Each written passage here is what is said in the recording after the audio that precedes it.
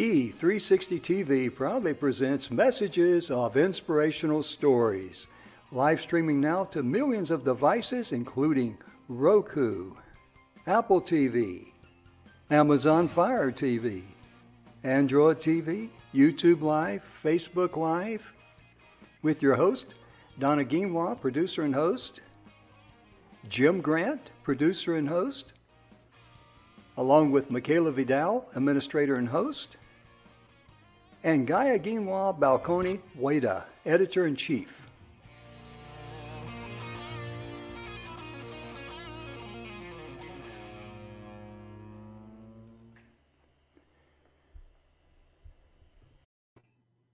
Welcome to the show, ladies and gentlemen. That intro there, we've got to update it. It is now dated. And we've got a gentleman who has been so graciously, he accepted our invitation to become the director of marketing and join forces with us. And that gentleman's Mr. Emerson Brantley. Over the last 2 weeks, Donna and I have been very, very busy in preparing for covering Marty Haggard's event at Tomball, Texas. We're all going to be boots on the ground. Emerson, me, Donna, Gaia, everybody, our team will be there. And we're going to be covering Marty's event that actually honors and supports the VFW. Recently, we did a show on that. And let me pull up a little banner here. I got to find it here. Donna, when Donna's talking, I do the banners. And when she's talking, I do the banners. When I'm talking, she's not here. I got to do the banners, but I'll find it there somewhere. Here it is. Just go to martyhaggardvfw.com. You can find out about the event. You can actually watch it online, and the ticket price normally is $21.50. But since you're tuning into the show, if you would like to get a 40% discount, just put in VFW 40. That's VFW 40, as in 40% off. And that will give you a ticket price, I think, of $12.90. You'll be able to see the live stream show there. We're going to be at the Main Street Crossing in Tomball, Texas. And it's a wonderful event. We've been with Marty there before, and we're really looking forward to it. And ladies and gentlemen, let me just say, the show today is going to be a power-packed show, especially for the International Youth Summit. We know you young people around the world watch us.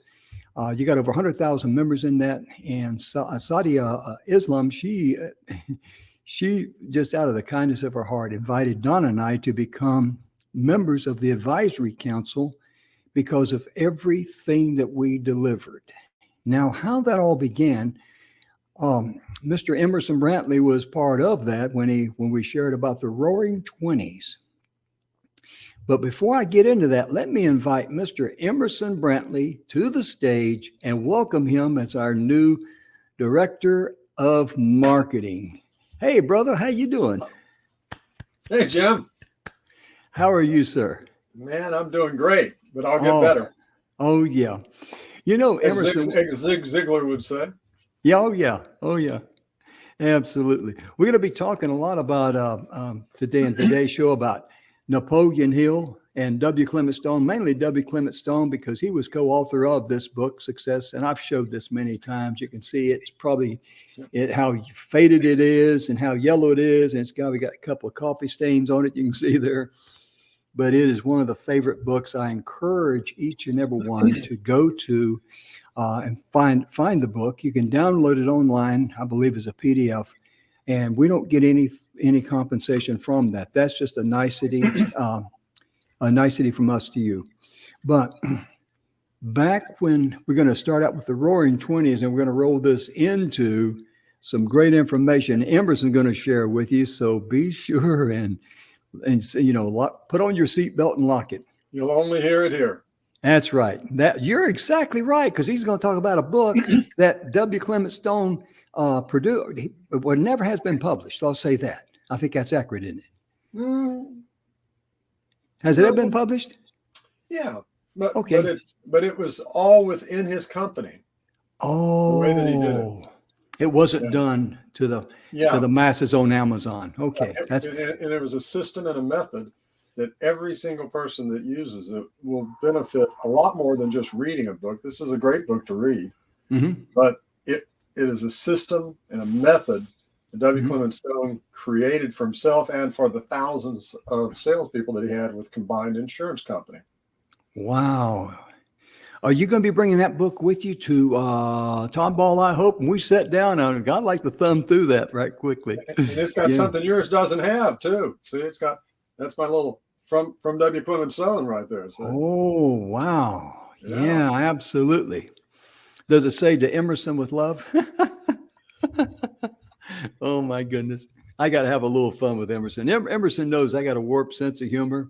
And he may say, well, warped, or is it just lack of sense? We'll just go with warped for right now. Well, Jim, a lot of people, a lot of the listeners or viewers have heard of Napoleon Hill. Yes. And Think and Grow Rich, which originally I believe was a 13-volume Laws of Success, but he condensed it into the book that became Think and Grow Rich. But if it hadn't been for Clem Stone, nobody would have ever heard about Napoleon Hill because it tanked. It didn't sell. Nobody cared. You're right. Clement Stone, this is in the 1930s now. Clement Stone at that time already had 5,000 salespeople all over the country selling insurance for Combined Insurance Company. Now think about that. Yeah. This is back in the days that they had to mail in their reports and things like that, or call them in on the old telephone, right? Yeah. But in the 1930s, he came across the Laws of Success and Think and Grow Rich, and he bought copy for every single salesperson he had in the company. He sure did. And it was him discovering Napoleon Hill, that basically made it where we, many millions of people know the name Napoleon Hill and have read Think and Grow Rich and grown from it over the years. Yeah. But it was Clement Stone who basically put him on the map. Yeah, he actually coaxed him to come out of retirement. He was living, as Clement Stone puts it, if I remember correctly, he was living a gentleman's life in Glendale, California. And Emerson, he said, if I remember the story right, because you're more closely connected to W. Clement Stone than I ever was, but if I get my story straight here, let me get my words from my brain to my tongue out. Sometimes that's a challenge. You know what I mean? Tell me about it. Especially when you're age 73. But he went to see him, and he coaxed him out of retirement under one condition, and that is they started the Success magazine. Right.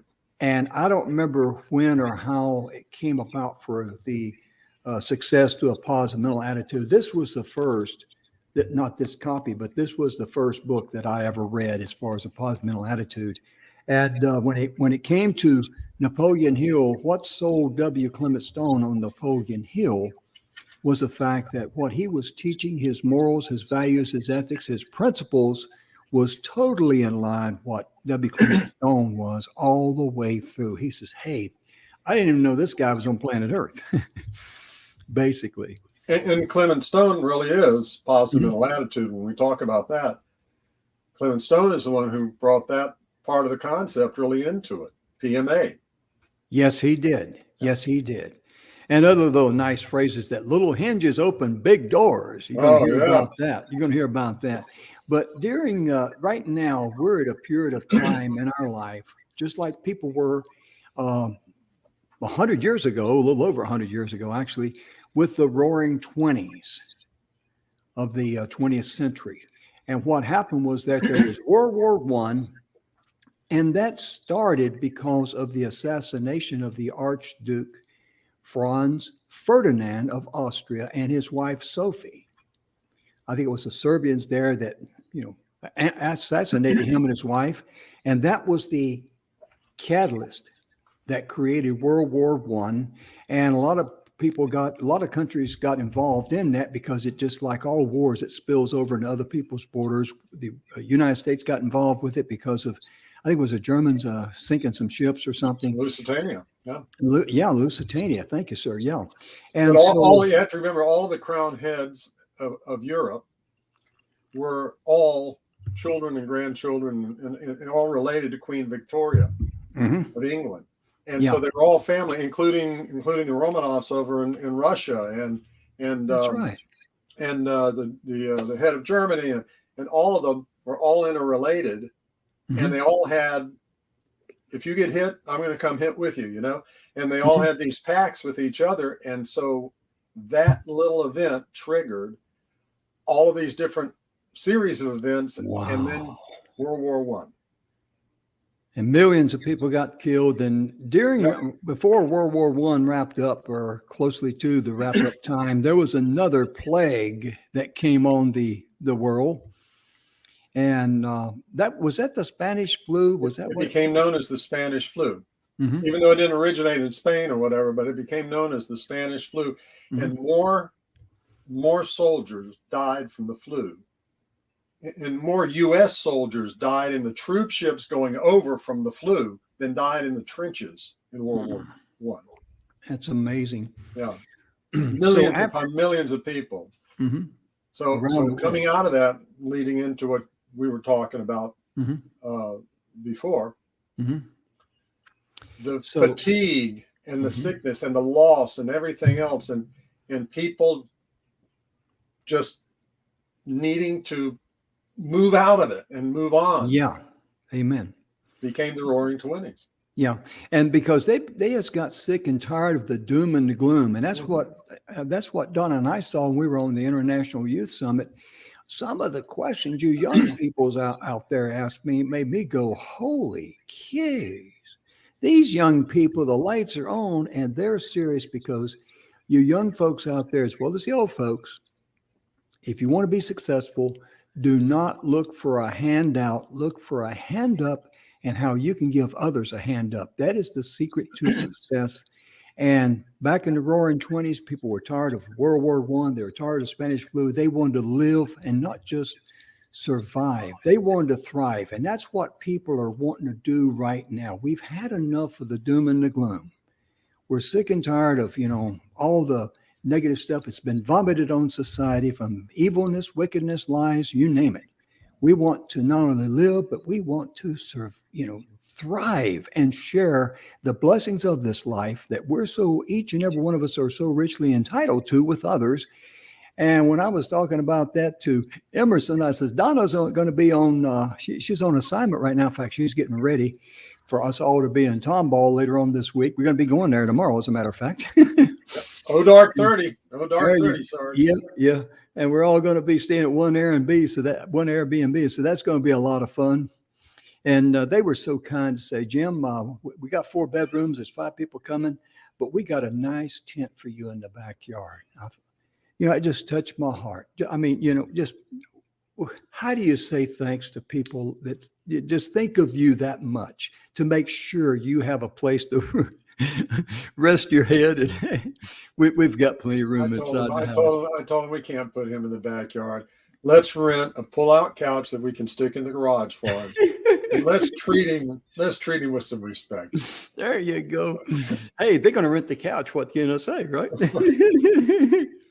Well, we're really looking forward. It's a beautiful place you picked out, Jim. It really is. Well, thank you. And I both are looking forward to it. Yeah, we are too. We're looking for the camaraderie to be able to sit down eyeball to eyeball. Emerson and I have met many times in the past. Donna and I have met many times in the past. I have not had the privilege of meeting Gaia, Donna's daughter, who works with us, but I will. And Aaron Hymas will be with us, the president of E360 TV. I hadn't had the privilege of actually meeting him, so it's going to be nice to see. And my wife. Yes, your wife, Ann. That's right. There, yeah, absolutely. Forgive me. And but it's going to be wonderful to sit down, because you get so much more done, more so than a Zoom call. I mean, I want to get boots on the ground, eyeballs to eyeball, and I want people to say, "Hey, Jim, you need another cup of coffee?" Yeah, sure, thanks. One of my mentors used to say, "No matter how much we can click from place to place, you can never replace face to face." Would you repeat that again? That's a good one. No matter how much we can click from place to place, you can never replace face to face. That's a wow moment for some of you folks out there. I know on some TV shows, they ring cowbells and all that. We don't do that. We just do Well, this. and that's not, I'm not a Luddite or some old anti-technology. I mean, I've been doing marketing on the internet since 1993.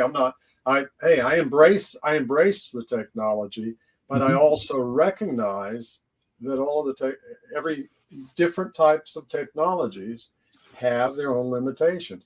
Anybody who's ever sent a text message and it got totally misunderstood knows what I'm talking about. You can't convey everything as well as you can when you're face to face with somebody. Oh yeah, I'm laughing because I sent out an email one time, and I've mentioned this before, but I'll just give the short version. I meant it to be read one way, and it was read another way.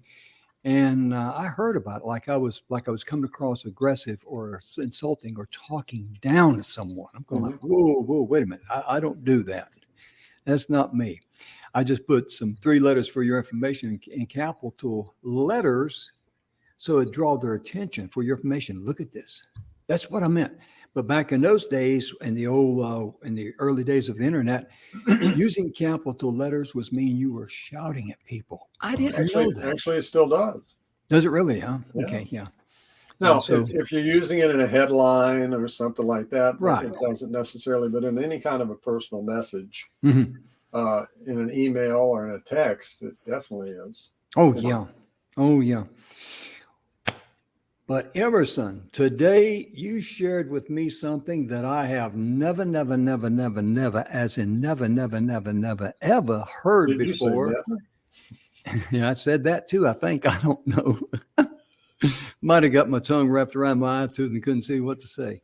But please share with the audience what you shared with me, and let's discuss that. Let's share some great content here. Well, there's positive mental attitude, or PMA. PMA by itself is a great way to look at things. We can look at things in the dark side. We can look at things on the bright side. It doesn't mean that we're rose-colored glasses, oblivious to the way things really are. It just means that we're taking a little different tack at it. There's always a different approach that we can take to all of the situations that we come up against in life. Now, one of the things that many of the viewers already know is finding the books that begin to change your way of thinking, finding the books from people who've been there and done that, finding the books of the people have written about the challenges of life and coming to grips with them and overcoming them. Those are the kinds of things that, as we take them ourselves into our lives, help us. So we don't have to go through all of the same things. We can learn from others. And one of the great ones for doing that was Napoleon Hill and W. Clement Stone. The W. Clement Stone was the founder of Combined Insurance Company. Mm-hmm. As I mentioned earlier, as early as the 1930s, he had over 5,000 salespeople all over the country, if you can imagine that, having to mail in their reports and talk on the old telephones and things like that in order to get the work done. And he didn't have a way to just say, we're going to have a virtual meeting and I want everybody on it. He couldn't do that. Mm-hmm. One of the things that he tried to do for his salespeople was to help elevate their thinking. And he calls this positive mental attitude, PMA. You can have a negative mental attitude. You can have a positive attitude. In fact, Jim, before I go on, I'm going to tell just a little funny story. Is that okay? Sure, you bet. Okay. It's a little funny story about these 2 little boys. And so it's Christmas morning. They celebrated Christmas. And the first little boy comes, he was just always negative, just always seeing the problems with stuff. And he came downstairs and there's this brand new bicycle there. And there's all these great outfits for school. And there's these little robots and stuff that he'd wanted. And he looks at it and goes, I'll outgrow that bike by the time school's out this year. And they're going to probably run, the batteries are going to probably run down. They'll be broken by the end of the day, those robot things. And, those clothes, I don't like those clothes. I like to have jeans where I roll up my sleeves or legs. And the shirt, I don't like that plaid. Why couldn't you get that? And everything was negative. Now the mom and dad had a conversation, and the dad had said, look, I want to do something just to really highlight the difference in these two boys so that they can see it for themselves. And so I won't do the reveal at this point. So after all of this had happened, and there was something wrong with everything, the other little boy only had one little gift. It was a little box about this big. And so he opens up the box and pulls it out, and it's full of horse manure. And think about it. Okay. It's full of horse manure. The little boy went, oh my goodness, this is terrific. I can't believe you did this for me. And he starts throwing the manure everywhere. And his mom says, son, what's going on? He says, with all of this in here, I know there's a pony in here somewhere. Oh my, that's a good one. That's a good one. You know, that's a silly little story. Mm-hmm. But in almost every circumstance, we can find reasons, advantages, not just disadvantages. Doesn't mean we ignore issues. It just means we try to find those ways that go above or under, around or through, right, Sarge? Mm-hmm. That's right. You're exactly right. We are looking for those things. Now, Clement Stone had a system, because one of the things that we've all done is gotten a book and sat there and read it. Well, that was a good book. Yeah, what'd you get out of it? Oh man, you need to. Well, you know, you ought to, like he said, you ought to think positive. Think positive. And what else did you get out of it?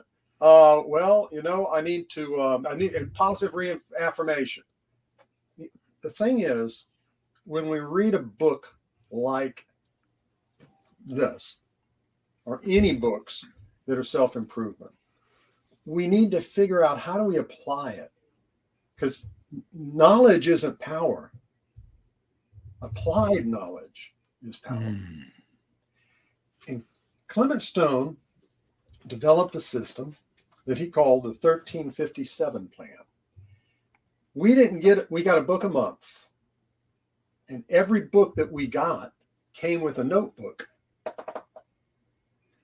And inside this notebook was the 1357, which stood for 13 minutes and 57 seconds. Just a figure he pulled out of the air. But the 1357 plan had a little formula, and I'm going to ask everyone to write it down. It was R2A2. Not R2D2, not like Star Wars. R2A2. Now that stands for recognize, relate, assimilate, and take action. And what we had to do was spend 13 minutes and 57 seconds. I mean, who does that? You spend 15 minutes, 20 minutes, you read a chapter, whatever. But then we had to sit down and complete this exercise each day. To recognize, the phrase that we used was, that's for me. That's for me. So we recognize the concept, the principle. Relate. Recognize, relate, assimilate, and action. Relate. What does that mean to me? What does it mean to me? If we don't relate to it, it's just like any other truism. It's good thought. Mm-hmm. How many people we say, doing to others as you'd have them do unto you? Oh, that's the way you ought to live your life. But how do you relate that in your life directly? Mm-hmm. So recognize, relate. Then the third one is assimilate. How can I use this? How can I use this principle to achieve my goal or goals? How am I going to take it internally, assimilate it, and use it? How am I going to use it? Now, the fourth one is action. When? When am I going to use it? Where am I going to use it? When am I going to use it? What action am I going to take on that principle today? So I recognize the principle, I relate it and assimilate it and take action. Wow.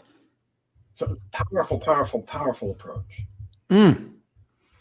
Absolutely. Goodness gracious. You know, when you were telling me about that earlier, I'm going like, oh my goodness. You know, like you say, there's a lot of things you read in here and any success, help book. There's a lot of things, but you know, being able to put the pieces together and being able to apply the principles taught in your life that fit your calling in life. That's extremely important. Emerson and our, since we've been working together now for, I guess, about a year, close to it, something like that. Maybe a little less. I don't remember when we started, but when he started putting up with me, let me put it like that. But we've seen how the energy leads us, and it's led us into a cause that's much bigger than ourselves. And that's important in life, isn't it? It's always important that what we're doing is bigger than us. And when I work with companies in their marketing and in helping them to get their message out, one of the primary things I always say to them, tell me about your vision. I want to know what's bigger, not just your bottom line, not your quarterly profit, not just having a bigger market share, it's what's bigger than all that.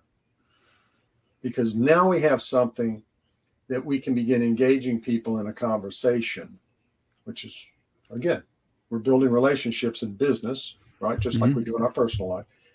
What is it that's bigger than you? Wow.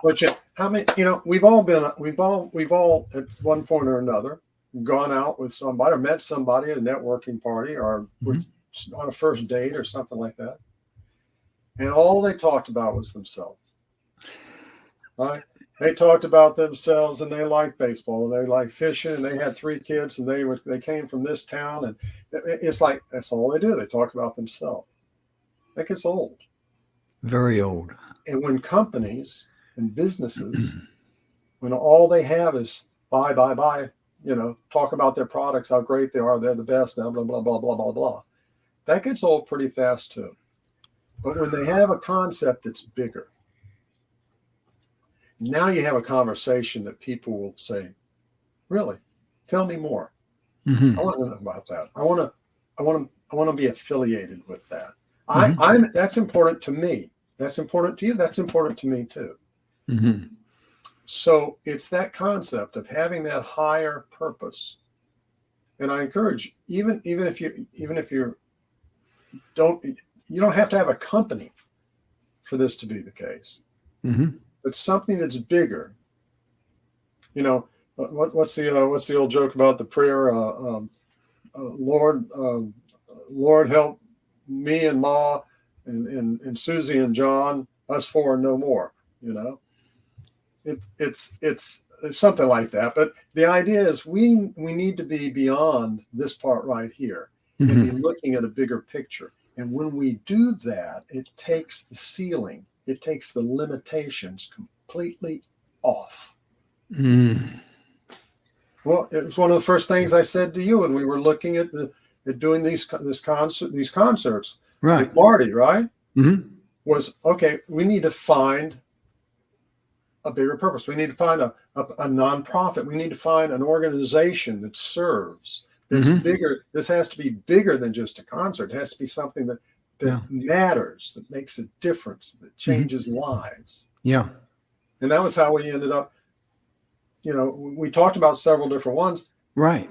But I had worked with VFW a number of years ago on a national campaign. It was a promotional campaign. We got 3,000 media events in one weekend. You were a member of VFW. Lifetime. Hey, You picked up the phone, made a call. Yep. We had a conversation. Mm-hmm. Now we have something bigger that we can Right. talk about. Now we have millions upon millions Mm-hmm. of veterans that we can be talking about. And Yes. guess what? On our part, when we raise our vision, now we start attracting other things that we couldn't before. Mm-hmm. In our case, like national sponsors, Mm-hmm. they want to be able to be shown to veterans, Mm-hmm. that they care. So all of these things begin to work together. Now, I've said this on the show before, I think, Jim. We've all had this experience. You go to the business or wherever, whatever. You go to you're in their showroom or you're in their waiting area, and they have a barrel over in the corner. Bring in canned goods and get 10% off on Thursday or something like that. Okay, this isn't about putting a barrel in a showroom and giving a can of beans. It's not about that. It's about something that you own, you identify with, and this is the hard part for people. If it's not important to the people, to your prospective customers, they probably aren't the right ones for you, Mm-hmm. because you don't identify on a value level, Mm-hmm. right?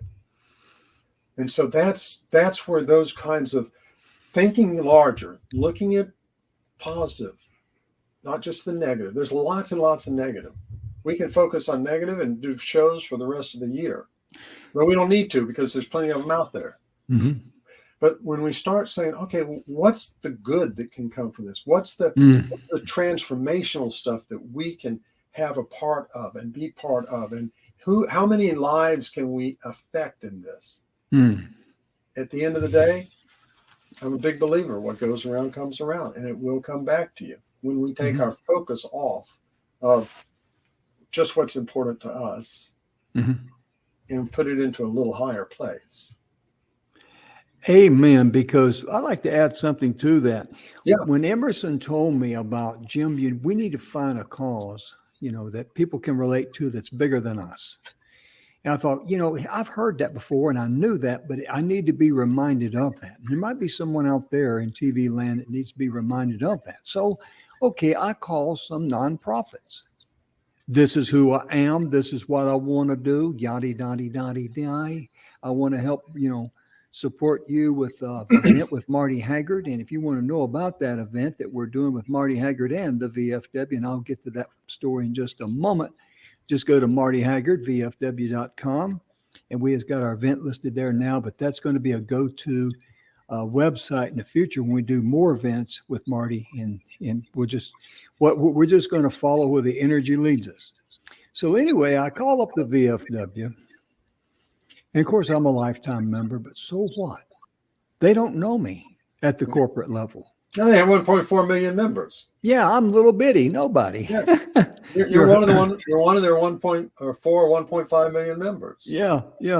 And I left a message. This is who I am. This is what I want to do. This played the same record over and over. And I was getting ready to take care of some personnel business, you might say. And my cell phone rings and I see VFW headquarters and I'm thinking, I might need to take that call. And the gentleman on the other side was Mark Garduno. I believe I pronounced that right, Garduno. If not, please forgive me, Mark. And he's the assistant, trying to think of his team now, the good gracious. They got so many different people. We work with Lynn Roth there in the programs department, Rick McKenna with the membership program. And he is the, Emerson, you know where I'm talking about. Who'd you work with? The positions. It's not the adjutant general. He is the assistant quartermaster. There we go. There we go. And he called me back and he says, tell me more about. Tell me more. Yeah. Now, the moral of that story is this. When you go out on your venture to find a cause bigger than you, expect people to ignore you. Like you got the plague. a case of the heebie-jeebies and bad breath all wrapped into one because that freight train is coming. But that's okay. Take a deep breath and relax and just realize and appreciate that whoever you were contacted was not a good fit for you, Right. your vision, and that sort of thing. Continue on. I did not let, I don't know how many, quite a few companies. One of them, I kid you not, I never spoke to anyone there, but in the information they sent me, they wanted me to tell them how much money I was going to raise for them by putting on the event. How can I answer a question like that? That's a red flag where you say, maybe you're not a good fit for our morals, our values, and our ethics. Well, and Jim, there was one that we knew. And his question was, yeah, well, send me something. Tell me how much. Yeah. First comment back was that, well, my budget's shot for the year, but how much is this? You know, how much is it?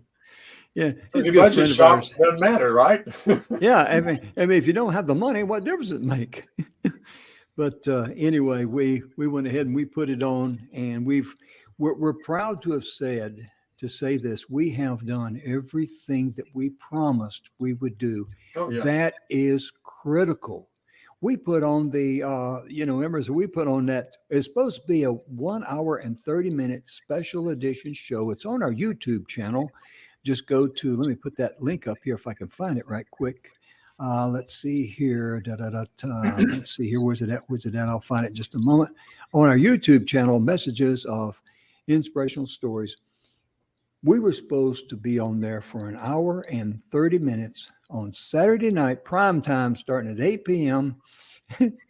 and broadcasting live through Live Central to all these places all over the world, Roku, Amazon Fire, Apple TV, all the branded stations that we're on anyway.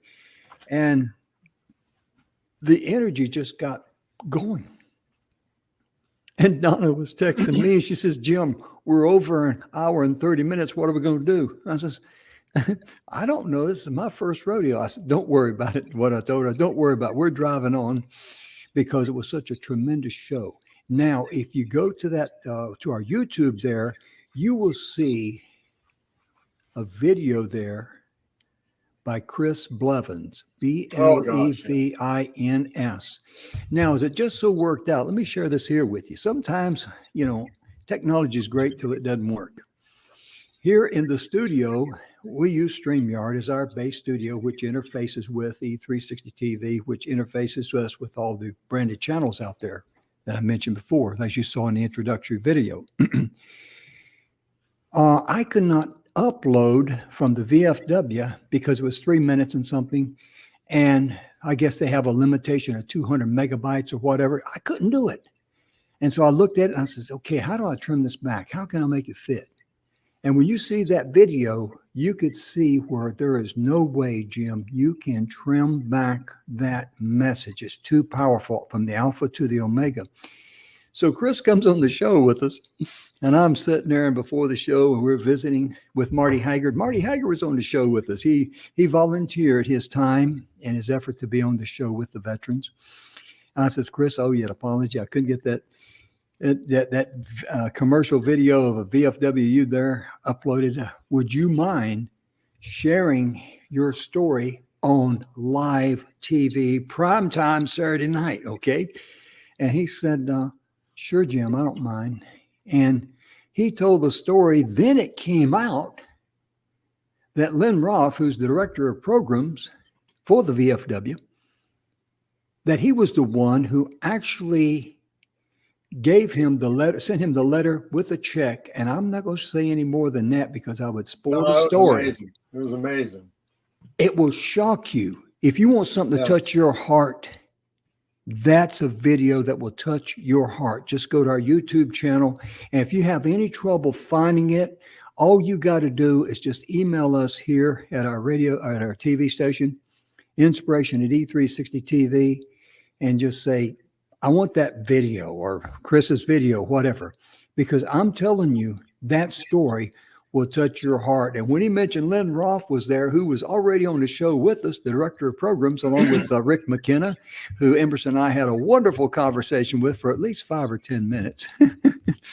Longer than that. Yeah, 2 hours. And he's the director of memberships. And I brought Lynn, I sent him a message, hey, can you come back on? He was in backstage, and I didn't want to pop him on live TV without, letting him know, because he might have been, that wouldn't been right. And he came back on, but Lynn Roth was the guy that actually was there and met Chris's need in his hour of need. That was, wow. That was a wow moment. And see, I had to filter. Let me say this, Emerson. I'll turn the mic over to you. No, I had to, totally surprised. I had to filter through all this rejection to be able to bring that story to the public. Yep. There was no way I could have seen that beforehand, was there, Emerson? No.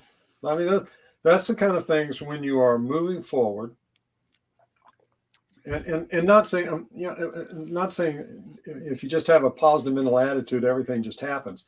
You got to be putting action behind it, and you were putting action behind it, but you weren't being deterred, and you just kept pushing through. And that was one of those moments that is magic when it happens.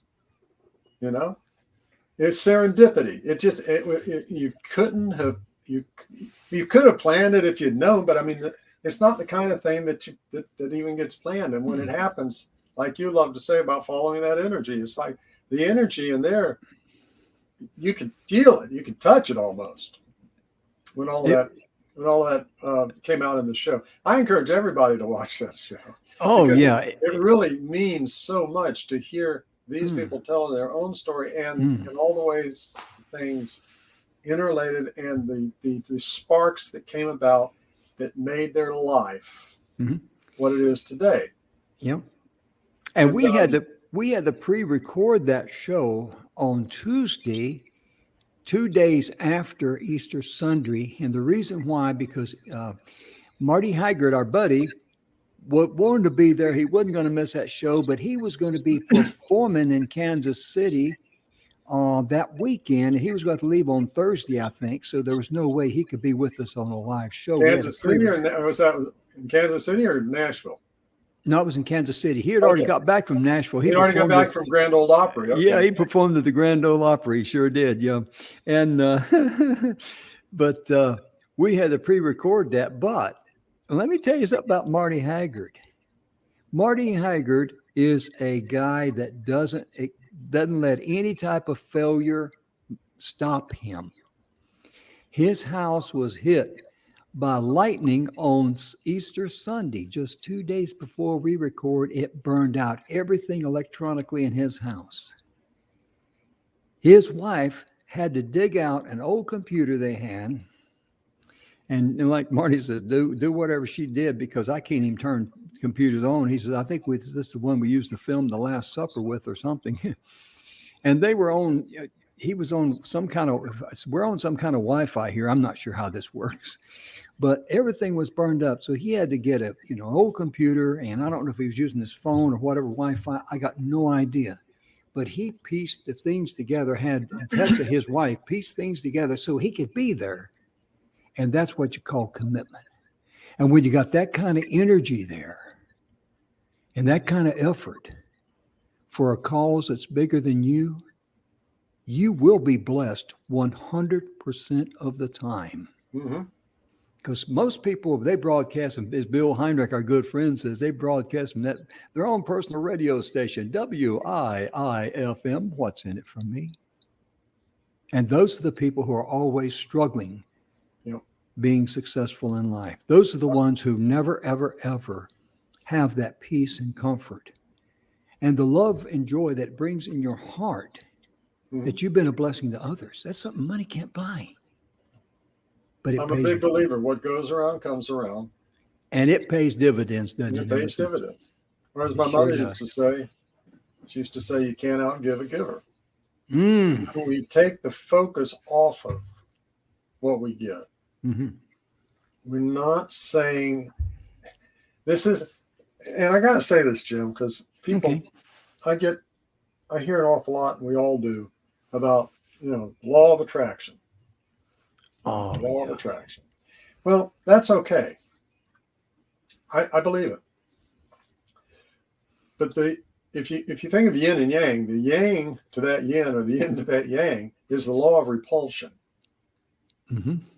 And if you're not willing to repel those things that don't fit your values, those people who don't join with you, don't find the things important that you find important.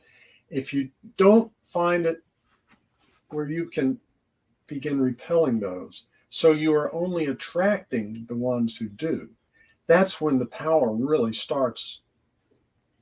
Being willing to say no, being willing to say, that's not who we are. Mm-hmm. Being willing to say, this is who we are. Mm-hmm.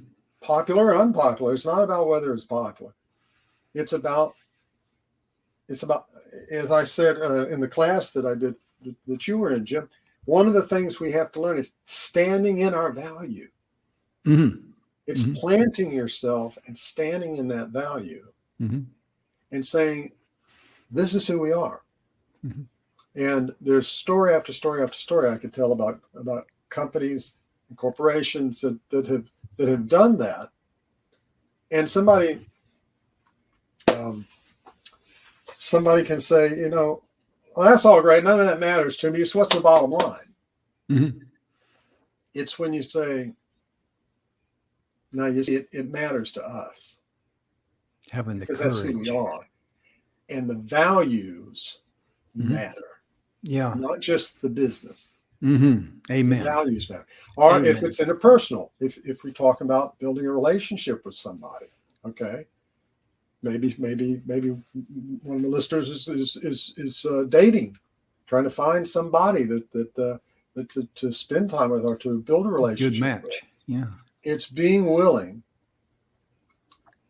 It's being willing to say, these things matter to me, and this is bigger than us. And recognize, as I tell my business clients, look, there's 7 billion people in the world, probably be 9 billion in the next few years, whatever. Nobody, not Coca-Cola, not McDonald's, nobody, not Kentucky Fried Chicken, nobody, not Walmart. Did I say nobody? Nobody is right for all of them. Nobody Amen. can do business with all of them. Amen. Nobody can have all of them as a customer or client. So if I can't have everybody, who do I want to decide who I'm working with? Or if it's personal relationship, who do I want to decide if we start building a deeper relationship? I want to have that decision. And so if I'm going to take on the decision, it means I have to be able to say no. The easiest way to me that I've found is to really get crystal clear on your values. Because that will repel the people who don't care about those values. Absolutely. You don't have to be mean or ugly or strong or tricky or ghost people you don't have to do any of these things. When you're really, really, really so crystal clear on your values and you're standing in those values, if it doesn't fit, it's real clear. And they will self-exclude. Oh, yeah. Folks, you see me smiling here and you've seen me kind of like giggling and all, because I remember the very first class I took with Emerson. We start out about 8:30 in the morning and I've got a cup of coffee and I think I may have taken 1 or 2 sips out of it. And Emerson is teaching a class called Brand Response, which is totally in marketing. And he looks around the class and he says, Jim, what's the first thing you want to do with your marketing? Most important thing. Most important thing. Yeah. And I looked at you, Emerson. I think I remember said something like along the lines of attract everybody you can. And Emerson says, no, you want to repel everybody that, you can't serve or something like that. And I looked around the class, everybody's kind of looking at me, and I said, well, it's obvious I need this class. But it was so true, because in marketing, you want to attract people that you can help, that wants to listen to what you have to say, because you're not talking about yourself, you're talking about your cause. For example, when I was on a summit, and I use this example a lot because it's a good one, all the other speakers came on the summit, and this is who I am, this is what I do, yak, yak, yak, yak, yak. I'm a best-selling author, I'm this, I'm that, and I'm the other. So what?